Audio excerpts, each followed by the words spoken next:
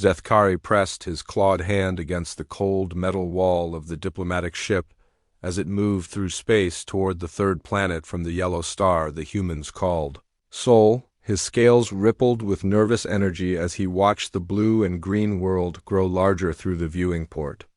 The Veltar had traveled across half the galaxy to reach this small system where a young species had just learned to travel between stars. 50 years ago, the mission was simple but desperate.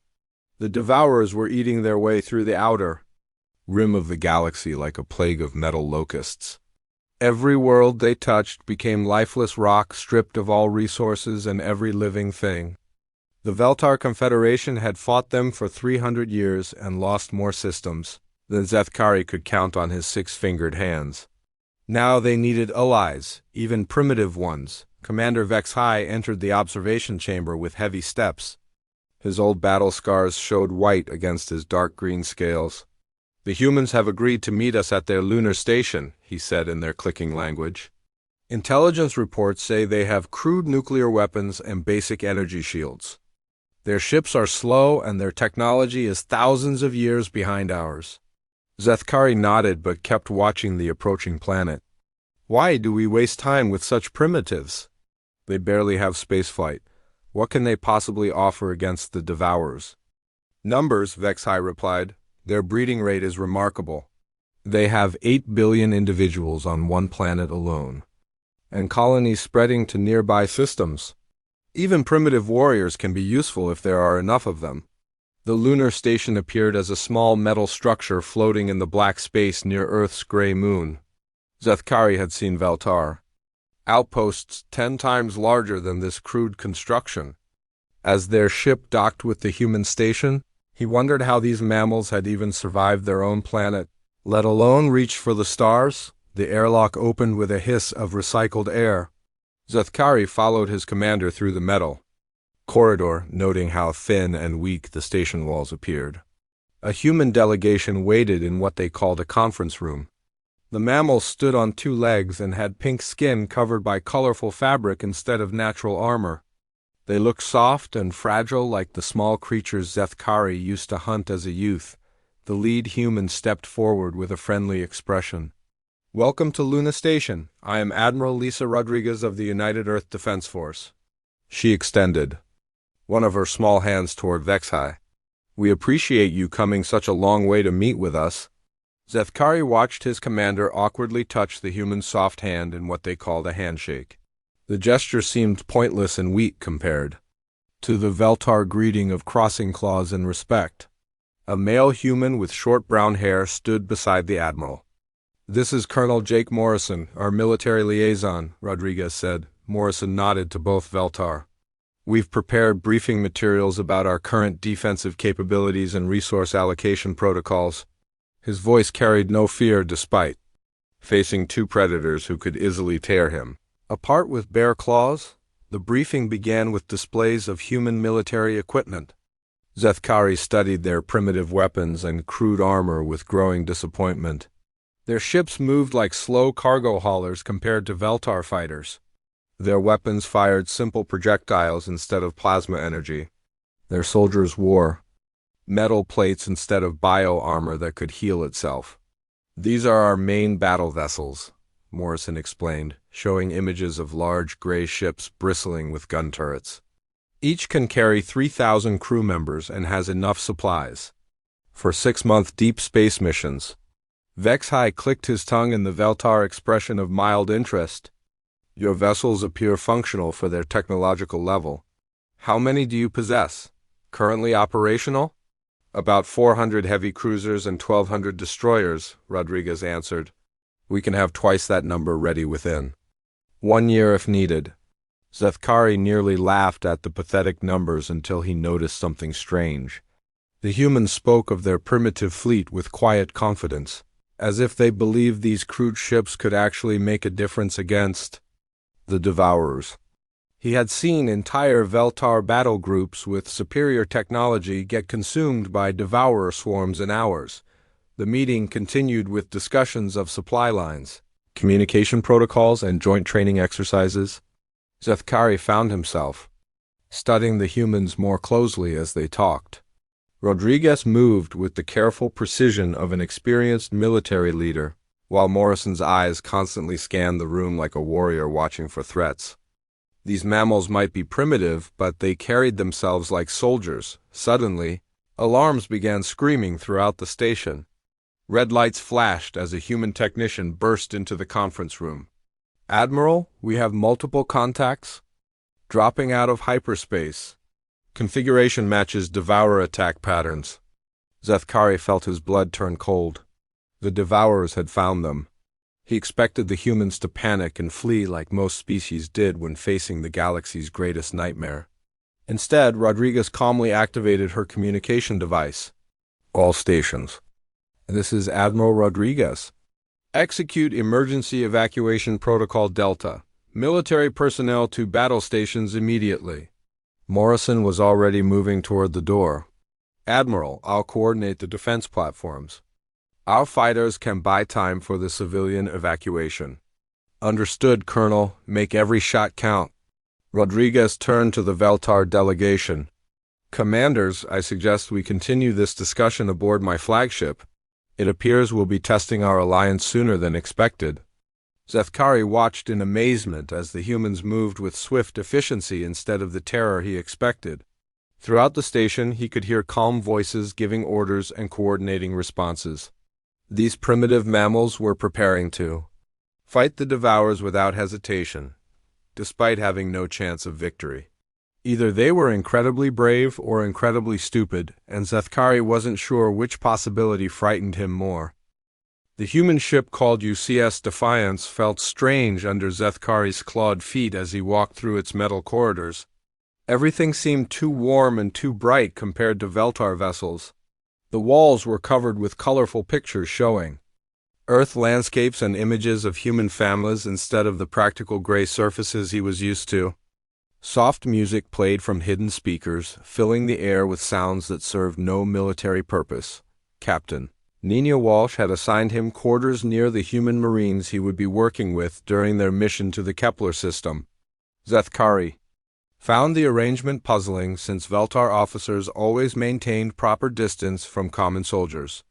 As he settled into his small room, he could hear voices and laughter coming from the adjacent areas where the humans gathered. 3 days remained before they reached the contested system where Devourer harvester fleets were consuming inhabited planets. Zethkari expected the humans to spend this time preparing weapons and reviewing tactical data like any sensible military force.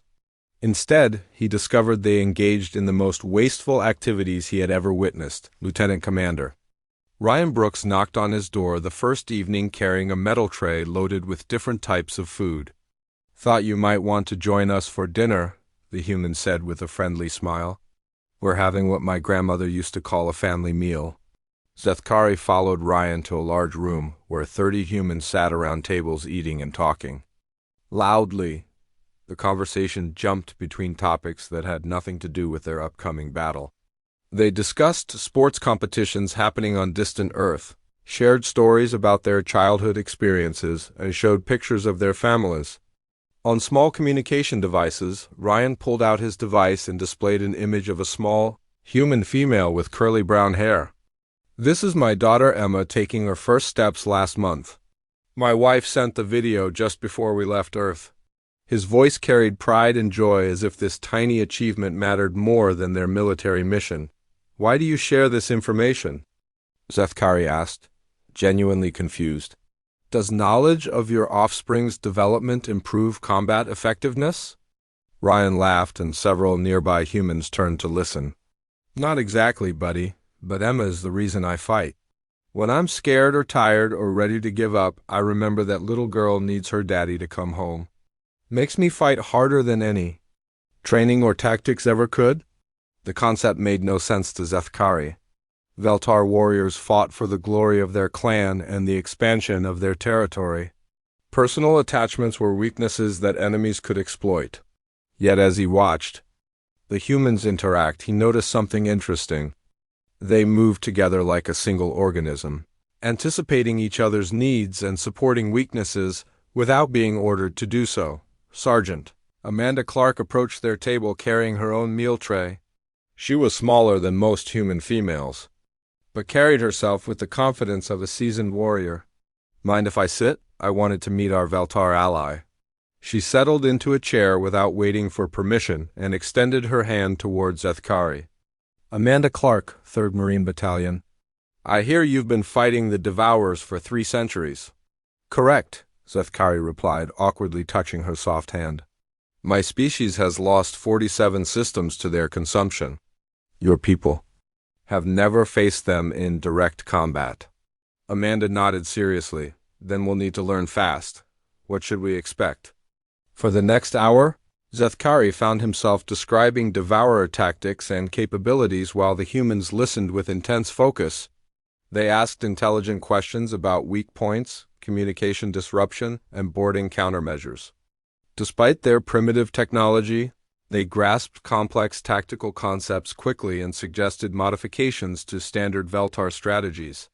The key thing is protecting the civilian evacuation ships, Amanda said after reviewing the mission. Parameters. Even if we can't destroy the Harvester fleet, we need to buy time for those people to escape. Civilian protection is inefficient, Zethkari replied. Military forces should focus on eliminating enemy assets rather than defending non-combatants, who serve no tactical purpose. The humans exchanged looks that Zethkari couldn't interpret. Ryan leaned forward with a serious expression. Those aren't just non-combatants, friend. They're families like mine. Children who deserve a chance to grow up. Elderly people who've earned the right to live out their remaining years in peace. We don't fight to win battles. We fight to protect the people who can't protect themselves. That evening, Zethkari observed Amanda leading what she called evening training in the ship's gymnasium. He expected to see weapons practice or tactical drills. Instead, the humans engaged in physical exercises that pushed their bodies far beyond comfortable limits. They lifted heavy metal objects repeatedly, ran on machines that moved beneath their feet, and performed complex movements that required balance and coordination. Why do you exhaust yourselves before battle? Zethkari asked Amanda as she completed a series of pull-ups that left her breathing heavily. Because our bodies are all we've got, she replied, wiping sweat from her face. We don't have natural armor like you or built-in weapons. When the shooting starts, our training and conditioning are the only things standing between us and death. The strangest human ritual occurred each night when Captain Walsh broadcast what she called evening messages to the entire ship instead of tactical updates or strategic planning. She talked about the mission's importance and the people they were traveling to help. She reminded the crew about their families back on Earth and their duty to protect innocent lives throughout the galaxy. Tomorrow we enter the Kepler system, Walsh said during her final broadcast. Intelligence reports indicate we'll be facing overwhelming odds against a technologically superior enemy. Some of you may not return home to your loved ones. But remember why we're here. 3 billion people on those planets are counting on us to give them a chance to escape. Their children deserve the same future our children have. That's worth fighting for, no matter the cost. Zethkari listened from his quarters and tried to understand the captain's logic.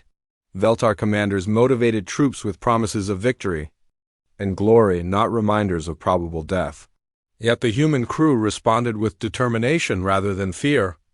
They seemed to draw strength from accepting the likelihood of their own destruction. On the final night before battle, Zethkari found himself in the observation deck watching stars streak past as the ship traveled through hyperspace.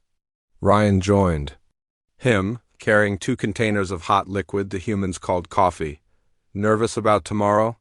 Ryan asked, offering 1 container to Zethkari. Veltar do not experience nervousness, Zethkari replied automatically, though his scales rippled. With anxiety he couldn't name, Ryan smiled. Neither do humans, officially. But between you and me, I'm scared as hell. The difference is I'd rather be scared and fighting than safe and ashamed. As Zethkari tasted the bitter human beverage, he realized something that disturbed him deeply. These primitive mammals were preparing to sacrifice themselves for strangers they had never met, simply because it was the right thing to do. Their inefficient emotional attachments and wasteful social rituals weren't weaknesses at all. They were the source of a kind of strength that Veltar military doctrine had never encountered. For the first time in his long military career, Zethkari began to suspect that he might be the primitive one. The Kepler system looked like a nightmare when the combined fleet dropped out of hyperspace. Where 3 beautiful worlds had once orbited their star, only one remained partially intact. The first planet had been completely consumed, leaving behind a lifeless sphere of bare rock. The second planet showed massive strip mining operations where Devourer machines carved away entire continents. The third planet still had blue oceans and green continents, but massive harvester ships hung in orbit like metal parasites preparing to feed.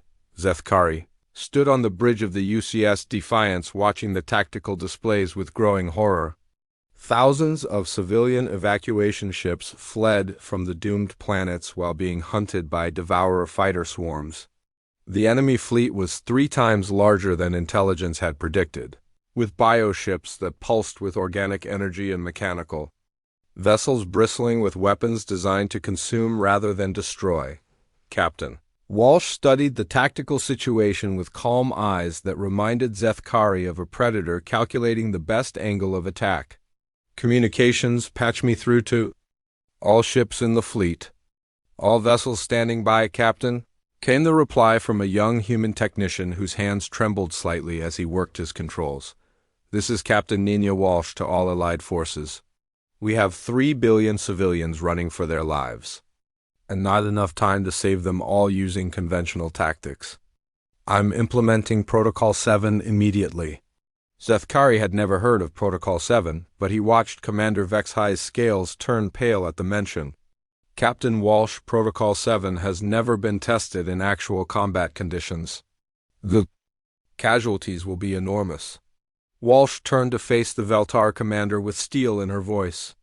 Commander, my people didn't come this far to watch genocide happen because we were too afraid to take risks. We're buying those evacuation ships time to escape, whatever it costs us. The human fleet broke formation and accelerated directly toward the Devourer forces instead of following the careful flanking maneuvers that Veltar doctrine recommended. Zethkari watched in amazement as human destroyers charged straight into enemy battle lines, firing everything they had while smaller fighter craft dove between the massive harvester ships like insects attacking giants. Lieutenant Commander Brooks, take your boarding teams to assault shuttles. We're going after that command bioship, Walsh ordered. Ryan Brooks acknowledged the order and turned to leave the bridge. As he passed Zethkari, he paused and placed one soft hand on the alien's armored shoulder. Stay close to Amanda's team. They'll keep you alive longer than you'd expect. Zethkari followed the human Marines to the shuttle bay where Sergeant Clark was already loading weapons and equipment. Her face showed the same calm determination he had seen in Captain Walsh, as if charging into overwhelming odds was simply another day's work. Listen up, people, Amanda called to her squad of 20 Marines. We're going aboard that bioship to plant explosives in their control center. Intelligence says the corridors will be filled with warrior drones and the walls secret acid that can eat through standard armor in minutes. A young Marine with barely visible facial hair raised his hand. Sarge, what are our chances of making it back to the shuttle? Amanda looked at him with gentle eyes. Honestly, Danny? Pretty slim. But those evacuation ships need 15 more minutes to clear the gravity well. If we can give them that time, 3 billion people get to live. That's worth any price we pay. The shuttle launched from the Defiance and immediately came under fire from Devourer Point defense systems. Zethkari gripped his weapon tightly as the small craft shook and rolled through enemy fire. Through the viewports, he could see human ships exploding all around them while others pressed forward with suicidal determination.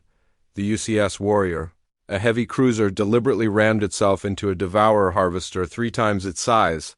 The explosion lit up space like a miniature star, but it cleared a path for civilian transports to escape. Zethkari realized he was witnessing tactics that no sane military force would ever attempt. And yet somehow the humans were succeeding through sheer audacity. Their shuttle penetrated the bioship's hull, and the Marines poured out into corridors that looked like the inside of a living creature. The walls pulsed with veins carrying glowing fluids while the air itself seemed to move with hostile intent. Devourer warrior drones emerged from hidden alcoves, chittering and clicking as they attacked with claws designed to tear through metal. Zethkari fought beside the humans and discovered something that changed his understanding of warfare forever. When Danny, the young Marine who had asked about their chances, took a claw strike that opened his chest armor, Amanda didn't retreat or call for medical support. She simply stepped over his falling body and kept firing while tears ran down her face. "Keep moving," she shouted to her squad. Danny knew what this meant when he signed up. Don't let him down now.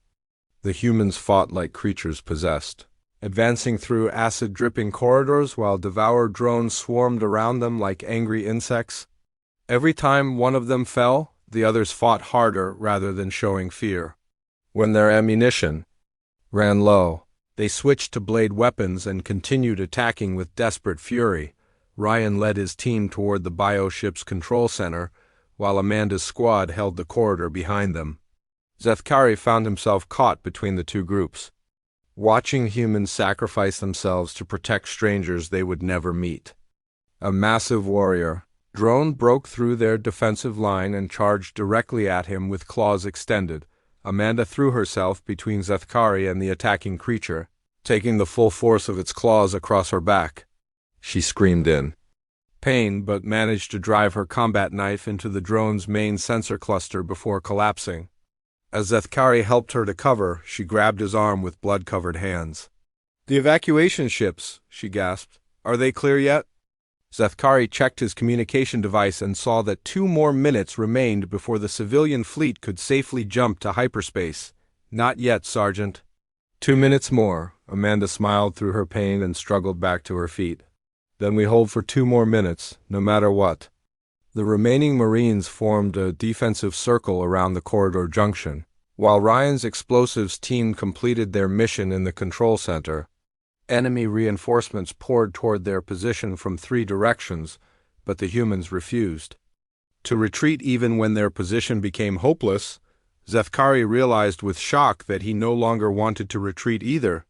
These primitive mammals had shown him something his advanced civilization had forgotten. Sometimes the most logical action was to choose certain death if it meant something greater could survive. As he fired his plasma weapon into the advancing swarm of devourer drones, he understood why humans were truly the most terrifying species in the galaxy. They weren't fighting to win. They were fighting because losing was unacceptable when innocent. Lives hung in the balance. And somehow, that impossible determination was turning their suicidal assault into actual victory.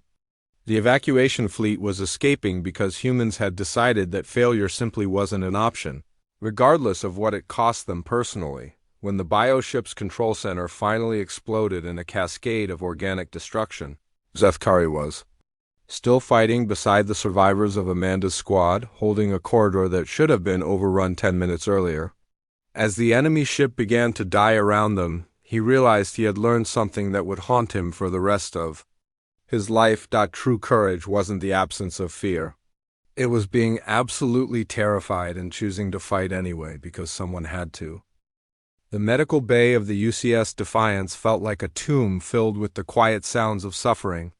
Zethkari lay on a biobed while Dr. Kevin Martinez worked to understand Veltar physiology well enough to treat the acid burns that covered half his scales. The human doctor had been awake for 36 hours straight, moving between wounded soldiers with the same desperate determination that Zethkari had witnessed during the battle. "Hold still," Martinez said gently as he applied some kind of healing gel to Zethkari's damaged arm. "I know it hurts, but this should help your scales regenerate properly." Around them, human medical staff tended to Marines who had survived the bioship assault. More than half of Amanda's squad would never fight again, and several others had died during the evacuation from the collapsing enemy vessel. Yet the humans treated every patient with the same careful attention, regardless of how hopeless their condition appeared. Zethkari watched Dr. Martinez spend 2 hours trying to save a Devourer drone that had been captured during the battle. The creature was clearly dying and would provide no useful intelligence, but the human refused to give up. When other staff suggested focusing on their own wounded, Martinez simply shook his head. "Every life matters," he said while working to repair the alien creature's damaged organs. "If we start deciding who deserves to live and who doesn't, we become just like the Devourers." The concept horrified Zethkari. Veltar medical doctrine focused resources on soldiers who could return to combat, not on enemy casualties or hopeless cases, wasting precious medical supplies on creatures that would never provide any benefit violated every principle of military efficiency. Yet somehow the humans managed to save more lives by treating everyone instead of making logical choices about resource allocation. On his third day in the medical bay, Zethkari witnessed something that changed his understanding of human nature forever. Ryan Brooks sat beside a communication terminal reading a message from Earth with his hands shaking. His face had gone completely white and tears were flowing down his cheeks as he stared at the screen. Dr. Martinez approached the lieutenant commander with gentle concern. "Ryan, what's wrong?" "Emma," Ryan whispered, his voice barely audible. "A Devourer scout group hit the Sol system while we were here. They took out the Mars colonies and 3 Earth orbital stations before our home fleet drove them off." Martinez placed a comforting hand on Ryan's shoulder. "Your family?" "Emma was visiting her grandmother on Mars station when they attacked. The station was completely consumed before anyone could escape." Ryan's voice broke completely as he tried to continue speaking. "My little girl is gone, Kevin. She took her first steps and I wasn't there to see it, and now she's never going to take another one." Zethkari expected Ryan to request immediate transfer back to Earth or at least temporary leave to grieve with his surviving family members. Instead, the human officer sat quietly for 10 minutes, wiping tears from his face. Then he stood up and walked toward the door with something cold and terrible in his eyes. "Where are you going?" Martinez asked. "Back to duty," Ryan replied without turning around. "There are still people out there who need protecting, and Emma would want me to save them." The transformation in Ryan Brooks terrified Zethkari more than anything he had witnessed during the battle. The friendly, warm human who had shared pictures of his daughter was gone, replaced by something that moved with mechanical precision and spoke only when necessary. During tactical briefings, Ryan analyzed enemy positions and suggested strategies with the detached efficiency of a computer, but his eyes burned with fury that never seemed to cool. Amanda Clark had survived her injuries and returned to training, new replacements for her decimated squad. Zethkari found her in the gymnasium teaching combat techniques to Marines who looked barely old enough to be away from their families. These young humans had volunteered for military service after hearing about the casualties from the Kepler system, knowing exactly what kind of survival rates they could expect. Why do they volunteer when they know they will probably die? Zethkari asked Amanda as she demonstrated hand-to-hand combat techniques to a group of teenagers. Amanda paused her instruction and considered the question seriously. "Because someone has to fight, and we'd rather die trying than live knowing we didn't help when people needed us." One of the new Marines, a young woman named Lisa, who couldn't have been more than 18 Earth years old, raised her hand. "Sergeant, my parents want me to transfer to a safer assignment. They say I'm too young to die for strangers." Amanda looked at the girl with understanding eyes. "Lisa, your parents love you and want to keep you safe. That's natural and right. But here's the thing about being human. We don't get to choose when evil shows up in the galaxy. We only get to choose whether we're going to stand up to it or hide from it." "What if I'm scared?" Lisa asked quietly. "Then you'll fit right in with the rest of us," Amanda replied with a gentle smile. "Courage isn't about not being afraid. It's about being scared and doing the right thing anyway." Captain Walsh called a senior staff meeting to discuss intelligence reports about Devourer movements in nearby systems. The news was worse than anyone had expected. The enemy wasn't just consuming worlds for resources, they were learning and adapting faster than any biological or mechanical species should be able to manage. "Every system they take makes them stronger," Walsh explained while displaying tactical charts. "They're not just eating planets. They're analyzing the technology, biology, and tactics of every species they encounter. Within a few more years, they'll be unstoppable. Commander Vexhai studied the data with growing alarm. Captain, if these projections are accurate, the war cannot be won through conventional means. No alliance of species possesses sufficient resources to match their adaptive capabilities. Then we don't fight conventionally, Ryan said from his position at the tactical display. His voice carried the same cold determination that had replaced his former warmth. We fight like humans fight. We make them pay for every system until the cost becomes unbearable. Sethkari realized that the humans had fundamentally changed his perspective on warfare itself. Veltar's strategy focused on preserving forces and achieving victory through superior technology and tactics. Human strategy focused on making defeat so expensive that enemies would eventually choose to stop fighting rather than continue paying the price. The difference was that humans treated every battle as if losing meant the end of everything worth protecting. They fought with the desperation of creatures defending their children, because in their minds they were always defending someone's children. This gave them a kind of strength that couldn't be measured in weapons or armor or technological advancement. As Sethkari prepared for the next mission briefing, he found himself thinking about Ryan's daughter, Emma, and all the other children who had died while their parents fought to protect strangers across the galaxy. The humans were right about one thing: someone had to stand against the darkness, regardless of the cost. For the first time in his military career, Sethkari understood what it meant to fight for something greater than victory. The humans weren't trying to win a war. They were trying to preserve the possibility that somewhere in the galaxy, children would grow up in safety and freedom. That goal was worth any sacrifice, even if it meant embracing the certainty of their own destruction. The realization filled him with a new kind of fear, not the fear of dying, but the fear of failing people who trusted him completely. As he prepared to fight alongside these impossible mammals again, Sethkari began to understand why the Devourers should be afraid of humanity. They had awakened something in the galaxy that couldn't be reasoned with, negotiated with, or defeated through superior force. They had created an enemy that would fight until the last breath left their bodies, simply because giving up was unthinkable when innocent lives hung in the balance. The Devourer Command Nexus hung in space like a massive metal tumor, larger than most space stations and bristling with organic weapons that pulsed with deadly energy. Intelligence reports indicated this biomechanical construct was coordinating the systematic consumption of the galaxy's outer rim, processing tactical data from thousands of harvester fleets and adapting their strategies faster than any defending force could counter. Sethkari stood in the briefing room aboard the UCS Defiance, listening to Captain Walsh explain their mission with the calm voice of someone discussing routine maintenance rather than certain death. The combined fleet had tracked the command nexus to this empty system where it was receiving data uploads from Devourer forces across 3 galactic sectors. The mission is simple in concept, Walsh said while displaying tactical projections. We breach the Nexus hull, fight our way to the central processing core, and detonate nuclear charges to destroy their coordination network.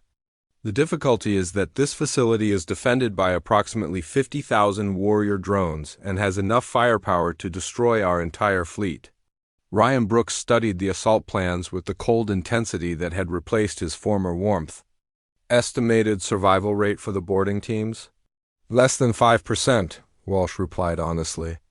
The Nexus will adapt its defenses as we advance, and we won't have time for careful tactical approaches. This is a direct assault against overwhelming odds with no possibility of retreat. Commander Vexhai shifted uncomfortably in his chair. Captain, Veltar military doctrine strongly advises against operations with such low probability of success. Perhaps we could develop alternative strategies that preserve more of our forces. Walsh turned to face the Veltar commander with steel in her eyes. Commander, while we're developing safer strategies, the Devourers will finish processing the tactical data from 17 more systems and become even more dangerous. Sometimes you have to choose between a bad option and a worse one. Sethkari listened to the discussion and realized he was experiencing something completely foreign to his nature. For the first time in his life, he wanted to volunteer for a suicide mission. The logical part of his mind screamed that this was madness, but something deeper was driving him toward a choice that defied all reason. "I will join the assault team," he announced, surprising everyone in the room including himself. Ryan looked at him with something that might have been respect. "Zethkari, you don't have to do this. You've already done more than anyone could ask." "No," Zethkari replied, understanding something about himself that he had never recognized before. "I have learned what humans fight for, and now I must fight for it too. There are children in the galaxy who deserve a future, and someone must be willing to die to give them that chance." Amanda Clark had rebuilt her Marine unit with young volunteers who knew exactly what kind of survival rates they could expect. As they prepared for the assault, Zethkari watched these humans go through rituals that he now understood were not wasteful at all. They wrote letters to their families, shared stories about their homes, and promised to watch over each other.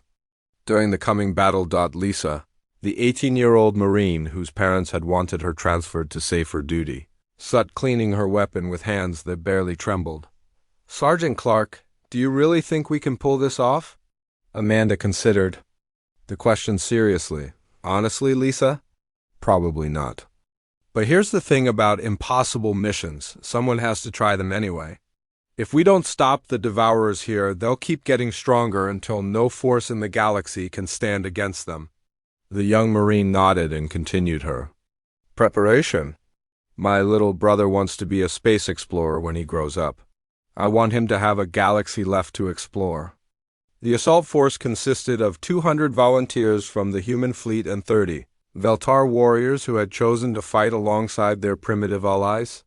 As they boarded the attack shuttles, Zethkari noticed that none of the humans showed signs of the panic that should have accompanied such hopeless odds.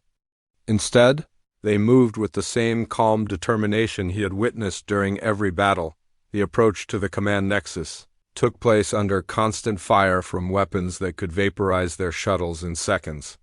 Half the assault craft were destroyed before they reached the enemy hull, but the survivors pressed forward with the suicidal determination that Zethkari had learned to expect from humans. Their shuttle penetrated the Nexus through a breach created by the deliberate sacrifice of the UCS Ranger, which had rammed itself into the facility's main defense grid inside the command Nexus. The corridors were filled with a nauseating mixture of organic tissue and mechanical components. The walls pulsed with data streams, while the air itself seemed to carry hostile intelligence.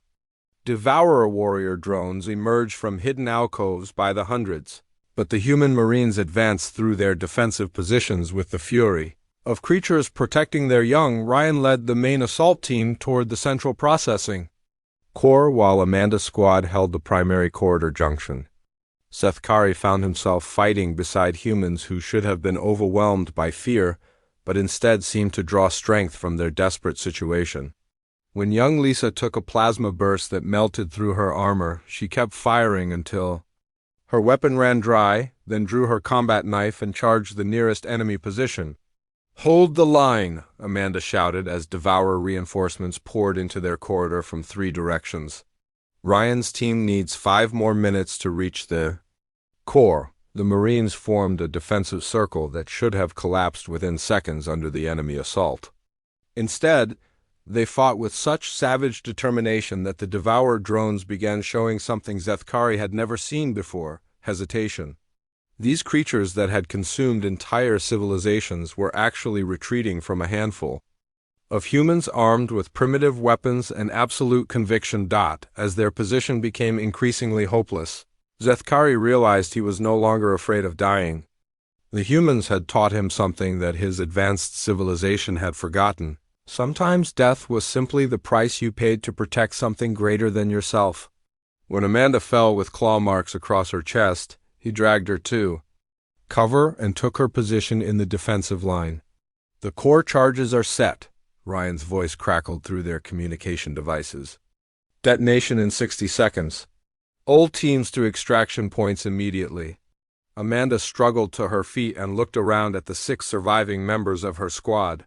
The extraction point was 3 corridors away through enemy-controlled territory. Their chances of reaching it were essentially zero, but none of the humans even considered surrendering. "You heard the man," Amanda said, reloading her weapon with blood-covered hands. "Time to go home." They fought their way through the Devourer forces with the desperate fury of creatures who had nothing left to lose. Zethkari found himself roaring battle cries in the human language as he fired his plasma weapon into the advancing swarm of enemies. These primitive mammals had shown him what true courage looked like, and he would die fighting beside them rather than live knowing he had failed to match their sacrifice. The nuclear charges detonated just as they reached the extraction shuttle, sending shockwaves through the command nexus that shattered its biomechanical structure. As their craft fled the dying facility, Zethkari looked back at the explosion that was destroying the Devourer coordination network and realized he had witnessed something that would haunt him forever. The humans had won an impossible victory, not through superior technology or tactics, but through their absolute refusal to accept defeat when innocent lives hung in the balance. They had taken a mission with a 5% survival rate and succeeded through sheer determination, paying a price that would have broken any other species. As the shuttle carried them back toward the human fleet, Zethkari understood that he had learned the most terrifying truth in the galaxy. Humans didn't fight like any other species because they weren't fighting for conquest or glory or strategic advantage. They were fighting for the simple belief that children deserved to grow up in safety, and that belief made them unstoppable. Regardless of the odds against them, the Devourers had awakened something in the galaxy that they could never hope to understand or defeat. They had created an enemy that would fight until the last breath left their bodies, not because they enjoyed violence, but because someone had to stand against the darkness. The great council chamber of the Veltar homeworld felt cold and empty as Zethkari stood before the assembled military leadership of his species. 6 months had passed since the destruction of the Devourer command nexus, and he was one of only 3 survivors from the assault force who had lived to tell the tale. His scales still bore scars from the acid burns he had received fighting beside the humans, marks that would never fully heal. High Commander Thexvalum studied the battle reports with the calculating expression that had made him the most respected strategist in Veltar history. Around the crescent-shaped table, other military leaders reviewed tactical data and casualty statistics with the same clinical detachment that Zethkari had once thought represented superior military thinking. "The mission succeeded beyond our most optimistic projections," Thexvalum said in their clicking language. The Devourer coordination network collapsed completely, buying the galaxy at least 5 years to prepare proper defenses. However, the cost was unacceptable by any reasonable military standard. Zethkari remained silent as the High Commander continued his analysis. The numbers were indeed devastating, 90% casualties among the human assault force, with entire Marine units wiped out to the last soldier. By Veltar standards, such losses represented a catastrophic failure of leadership and tactical planning. The humans fought with primitive weapons and inferior armor against a technologically superior enemy, another commander observed. Their victory appears to have resulted from tactical recklessness rather than military competence. "Explain their strategy, warrior Zethkari," Thexvalum commanded. "How did these mammals achieve success through such wasteful methods?" Zethkari struggled to find words that would convey what he had witnessed without sounding like he had lost his military judgment. "High Commander, the humans do not fight for victory in the same way we understand the concept. They fight to ensure that others survive, regardless of the cost to themselves." The assembled commanders exchanged looks that Zethkari recognized as barely concealed contempt. "Explain this concept of fighting without seeking victory," Thexvalum said with the tone one might use when speaking to a confused child. "They measure success differently than we do," Zethkari replied, knowing his words would not be understood. "For humans, victory means that innocent people escape to safety and that children grow up in freedom. Individual survival or tactical efficiency are secondary concerns." High Commander Thexvalum made notes on his electronic pad with obvious disapproval. "Such emotional thinking explains their excessive casualties. Going forward, we will restructure the alliance to utilize human resources more efficiently. They will provide numerical support while Veltar leadership handles strategic decisions. High Commander, I believe that would be a mistake, Zethkari said, surprising himself with his boldness. The council chamber fell silent as every pair of eyes focused on him with shock. Junior warriors did not contradict senior command decisions, especially when those decisions reflected centuries of proven military doctrine. Explain your objection, Warrior Zethkari, Dexvalum said with dangerous quiet in his voice. The humans possess capabilities that our tactical analysis cannot measure, Zethkari replied, knowing he was ending his military career with every word. Their apparent weaknesses are actually sources of strength that make them more dangerous than any enemy the galaxy has ever faced. You speak of primitive mammals as if they were superior warriors, another commander said with obvious disgust.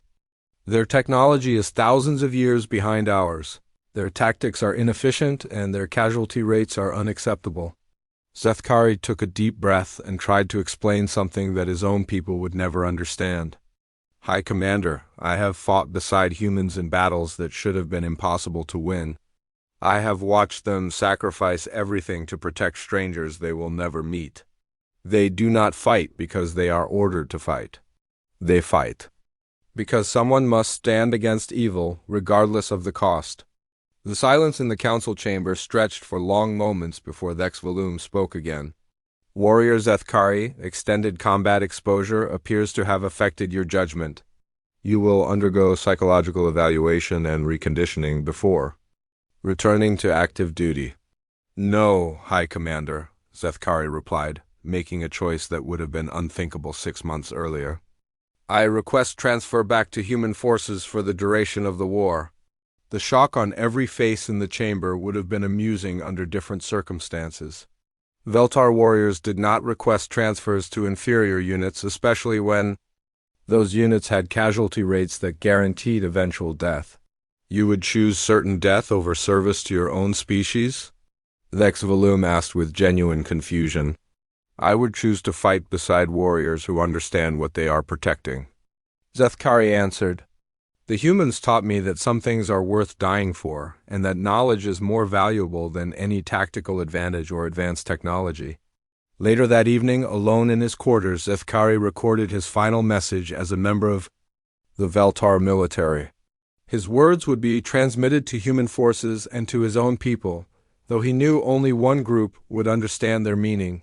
Personal log, Warrior Zethkari, final entry. I came to this war believing that humans were primitive mammals, who could provide numerical support for superior Veltar tactics. I was wrong about everything that matters. The humans are not primitive. They are the most advanced species in the galaxy when it comes to understanding why we fight. He paused to collect his thoughts, trying to find words that could capture what he had learned during those terrifying months fighting alongside creatures who should have been inferior in every way. Humans do not fight for conquest or glory or strategic advantage. They fight for the simple belief that children deserve to grow up in safety and that innocent people have the right to live free from fear. This gives them a kind of strength that cannot be measured in weapons or armor or technological superiority. Zethkari looked out his window at the stars and thought about Ryan Brooks, who had lost his daughter but continued fighting to protect other people's children. He thought about Amanda Clark and her Marines who had charged into certain death because someone had to hold the line. Most of all, he thought about young Lisa, barely 18 years old, who had given her life so that her little brother could grow up to explore the galaxy. I used to think courage meant not being afraid, he continued recording. The humans taught me that real courage means being terrified and choosing to fight anyway. They showed me that the most powerful force in the universe is not superior technology or advanced tactics. It is the simple determination to protect others regardless of what it costs you personally. He ended his recording with words that would be repeated in military academies across the galaxy for generations to come, though most species would never truly understand their meaning. If the Devourers ever truly comprehend what drives humanity, they will not try to consume us. They will flee to the darkest corners of space and pray we never find them. Because humans do not fight like any other species in the galaxy. They fight like creatures who would rather die than live in a universe where evil is allowed to triumph. The next morning, Zethkari boarded a transport ship bound for the human fleet, carrying only his personal weapons and a few simple belongings. As his homeworld fell away behind him, he felt something he had never experienced before. The absolute certainty that he was exactly where he belonged. He was going back to fight beside the most terrifying warriors in the galaxy. Creatures who measured victory not by what they conquered, but by what they protected. And when the final battle came, as it inevitably would, he would stand with them against the darkness because someone had to, and he could think of no greater honor than dying beside humans who fought for the simple belief that children deserved. A future, the galaxy would never be the same, and neither would he. The humans had awakened something in the universe that could not be stopped, reasoned with, or defeated through superior force. They had created hope where none should exist, and that hope would spread from system to system until even the Devourers understood that they had made a fatal mistake. They had given humanity a reason to fight, and nothing in the galaxy was more dangerous than humans with a cause worth dying for.